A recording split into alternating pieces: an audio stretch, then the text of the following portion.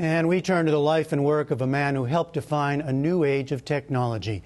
NewsHour correspondent Spencer Michaels begins our remembrance of Steve Jobs. The mournful sound of bagpipes drifted through Silicon Valley and at Apple headquarters in Cupertino, California. Flags flew at half-staff, and flowers and a makeshift memorial appeared on a bench as Apple workers around the world mourned the loss of their longtime visionary leader, Steve Jobs. I don't personally know him, but I feel like our hero is gone now.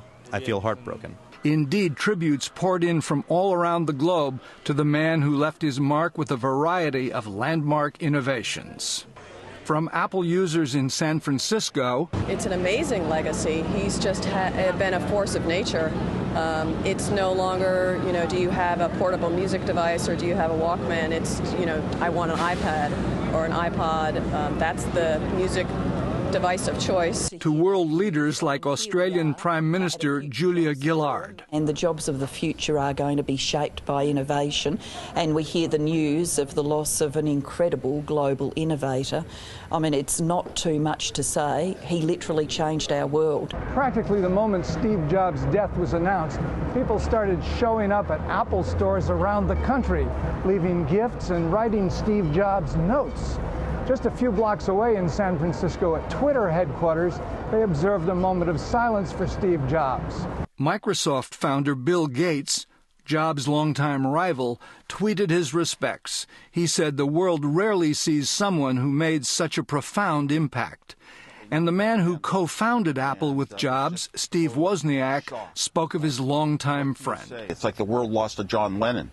I mean, Steve was clearly the most outstanding business thinker, and almost everybody who's high up in the technology business recognized that somehow he had the ability to think out new ways of doing things, not just ways to improve what we have, do a better version of something, but do it in a totally different way that the world would swing towards. The story of Apple and its wide-ranging impact on technology began with Jobs and Wozniak, a high school friend, in a California garage.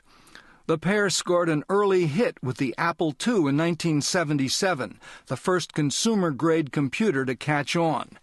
4 years later, Jobs began working on the Macintosh, introduced with a now legendary commercial during the Super Bowl in 1984. On January 24th, Apple Computer will introduce Macintosh. And you'll see why 1984 won't be like 1984. 2 days later, Jobs himself did the unveiling. You've just seen some pictures of Macintosh. Now I'd like to show you Macintosh in person. All of the images you are about to see on the large screen will be generated by what's in that bag.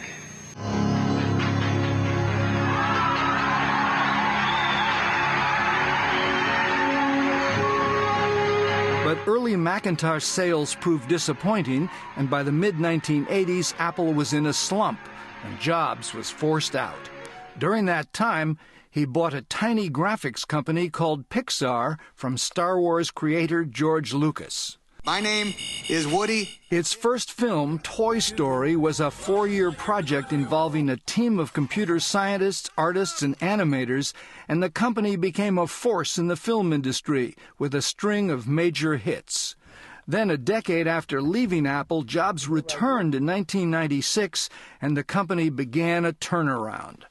Jobs' legendary sense for what people would want led to a creative flood of revolutionary products, the iPod and iTunes. Today, Apple is going to reinvent the phone, as well as the iPhone, and more recently, the fastest-selling tech device ever, the iPad.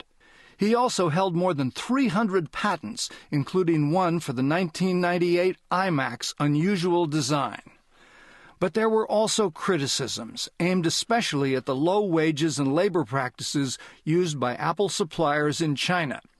In one such incident seen on the NewsHour earlier this year, the company was accused of being slow to respond when Chinese workers building iPhones were allegedly poisoned by toxic chemicals. Jobs' own health became an issue as well. He was diagnosed with a rare form of pancreatic cancer 7 years ago and had a liver transplant in 2009. Last January, he went back on medical leave from Apple, one of several since his cancer diagnosis. By late August, his health was failing, and Jobs stepped down as CEO.